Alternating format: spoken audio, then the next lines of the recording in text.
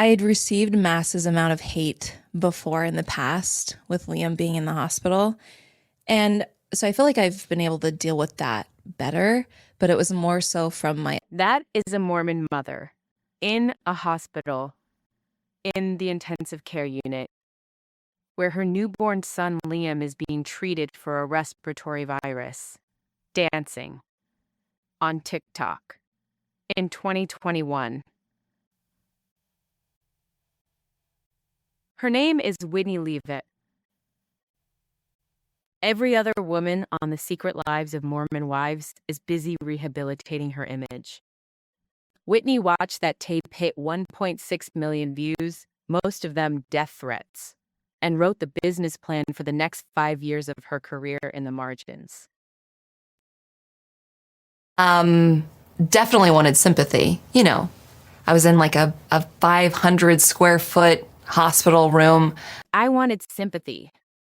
That is Whitney Leavitt on Ziwe in February 2026, explaining 4 years after the fact why she filmed herself dancing while her son was hospitalized. She does not say she was confused. She does not say it was taken out of context. She does not say the algorithm twisted it. She says, I wanted sympathy, which is the first honest sentence. Whitney was deemed kind of the villain. And once she admitted that, the villain edit started making sense as a career move. Because Reddit's consensus on Whitney across 3 Hulu seasons is that she is the villain of the show. She walks out of the group chat. She sides against her castmates. She refuses to apologize in the moments when the other wives perform contrition on demand. She is, by the rules of a conventional redemption arc, doing it wrong. What Reddit has not done is the next step, which is ask what doing it wrong. And then from BYU, I transferred to BYU Provo. First, context. Whitney is a BYU dance BFA, class of 2018. She grew up in American Fork, Utah, one of 4 biological siblings in a family that also fostered approximately 6 more. She is, formally, LDS. She married Connor Leavitt, had a baby named Liam in 2021, and was already a mid-sized influencer by the time Whitney ran the 2022 New York City Marathon with her husband, Connor. And Connor, her husband, gets no attention on the show because Connor, by design, has no storyline. Whitney's husband is not a character. Whitney's husband is the piece of scenery the audience has to accept to believe she is still, in any meaningful sense, a Mormon wife. The moment Connor becomes interesting is the moment the show's premise breaks, so Connor stays boring. That is a production decision. Whitney signed. You did not. You learned this Shrek dance? Okay, return to the NICU, December 2021. Whitney films a short-form dance video in a hospital room while her 4-month-old is being treated for RSV. The video goes viral, 1.6 million views. The algorithm, not a human, delivers the tape to every mother-aged woman on the internet within 72 hours. Whitney deletes the video, the screenshots survive. The deleted video becomes the single most searched piece of content attached to her name for 18 months.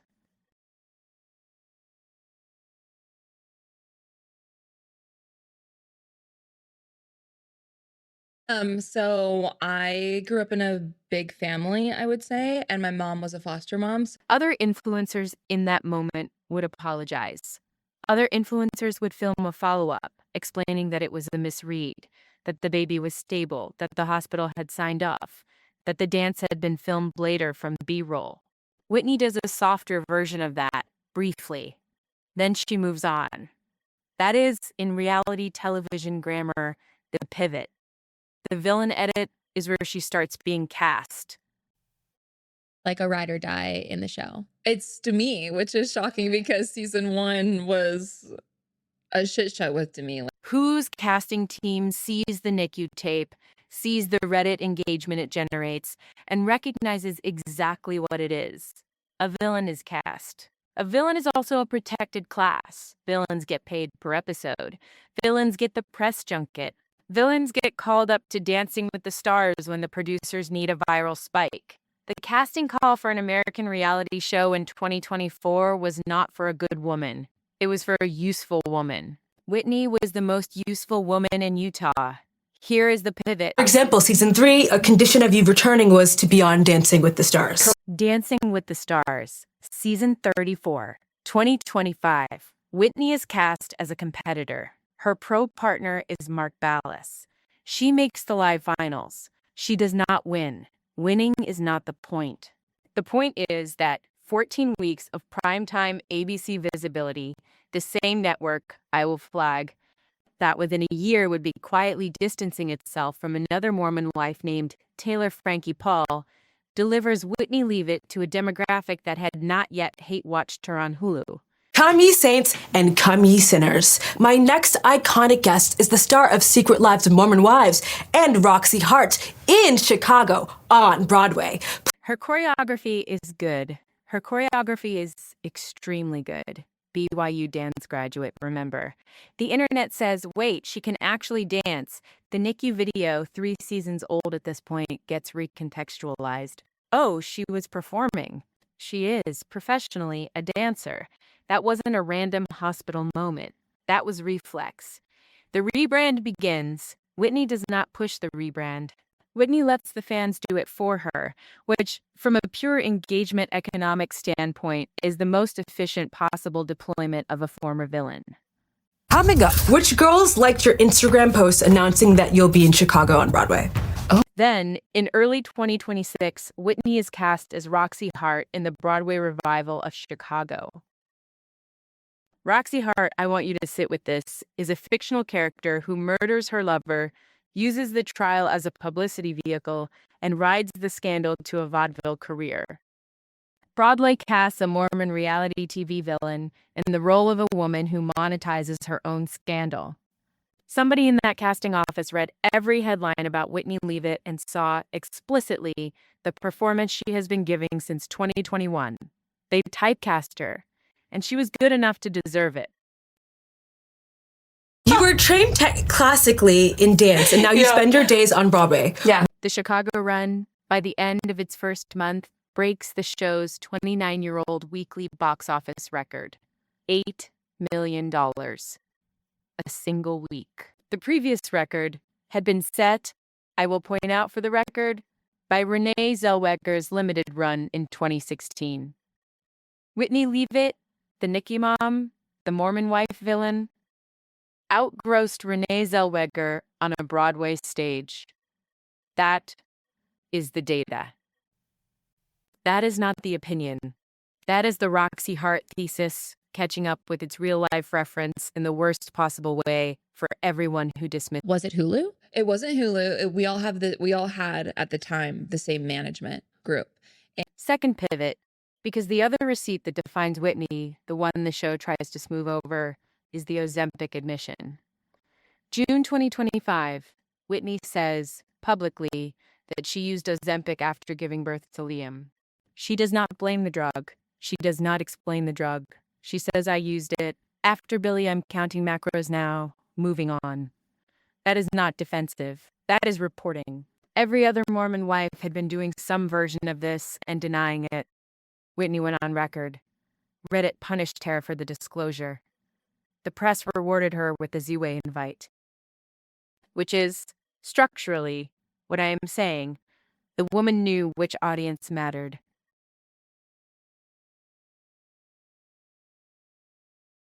Okay, I think everyone's pissed because I haven't apologized for leaving Mom Talk, and especially with me saying, like, good luck without me, like, oop. Because here is the quieter read. Whitney's career arc tracks a specific American dilemma. Every educated 30-something mother who has been pregnant in the past 5 years has had to silently negotiate. The pressure to look postpartum perfect. The pressure to say it was all breastfeeding and Pilates. The internet's refusal to accept I used a drug I could afford. Whitney's Ozempic disclosure was the first time a Mormon reality TV cast member publicly identified the actual economics of postpartum body culture. She didn't do it as advocacy, she did it as a Board Tuesday sentence. That was the gesture. So the reality show stemmed from the scandal. drama. Yes. Oh, third pivot. The Hulu show has gotten worse at Whitney in direct proportion to Whitney getting better at Broadway. Because what the show needs structurally is for Whitney to stay the villain. The cast needs an antagonist. The audience needs someone to boo. And Whitney, having graduated to a different tier of media, Broadway, DWTS, Ziwe, is at this point slumming when she returns to mom talk drama. TMZ reported in April 2026 that her return to season 5 is up in the air. That phrase, in reality TV production, is the network admitting the villain has outgrown the role.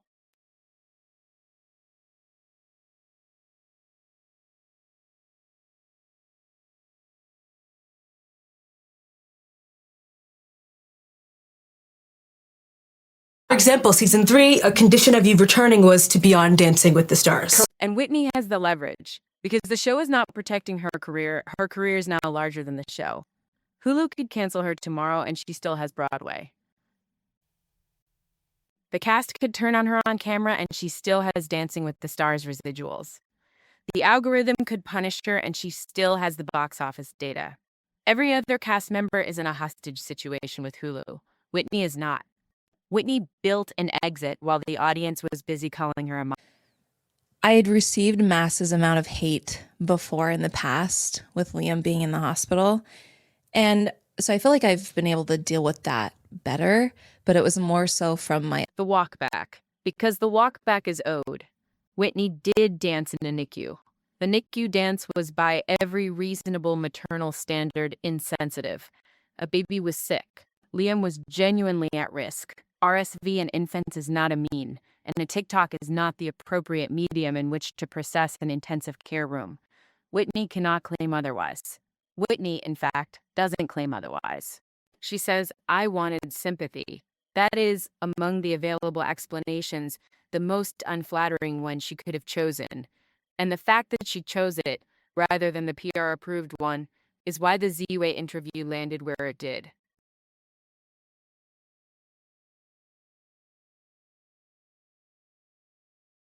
I think that people probably would have had a lot more sympathy if they were to see apologies being had. Which brings us to the real thesis.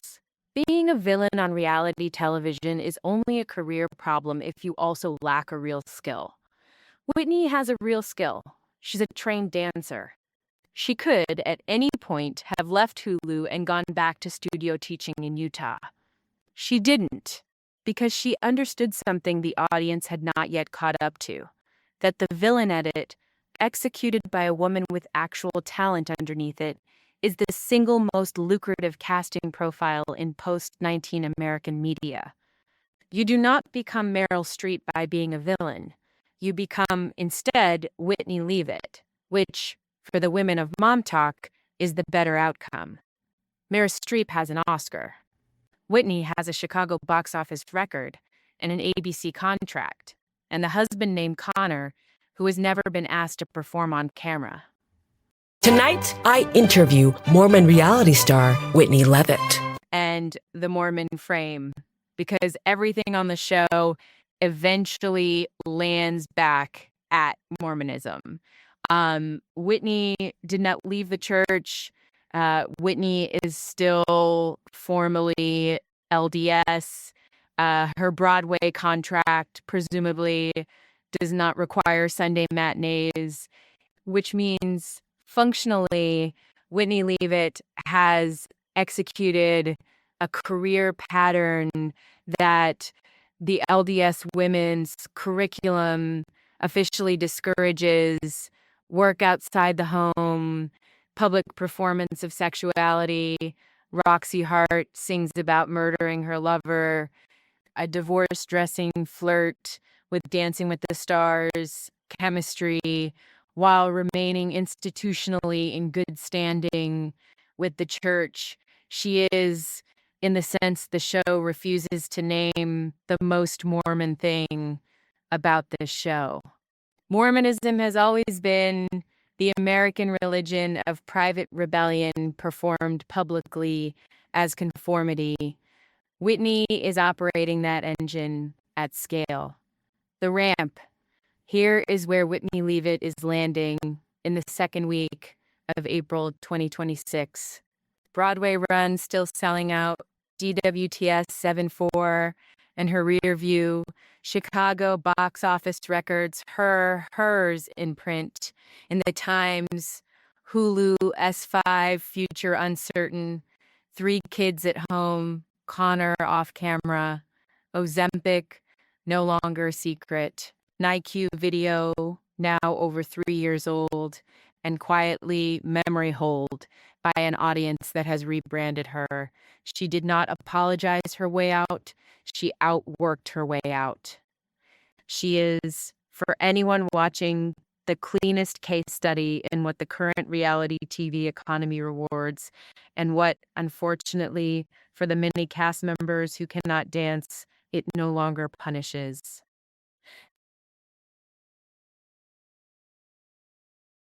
Coming up, which girls liked your Instagram post announcing that you'll be in Chicago on Broadway?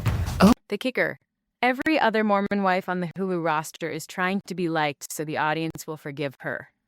Whitney Leavitt was the only one who understood correctly, on camera, without consulting her publicist, that the audience was never going to forgive.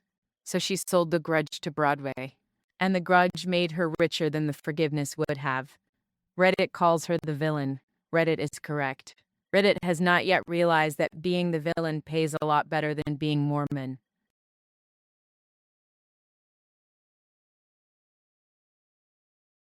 If you made it this far, you either love me or you're looking for something to yell about in the comments. Either way, like, subscribe, and tell your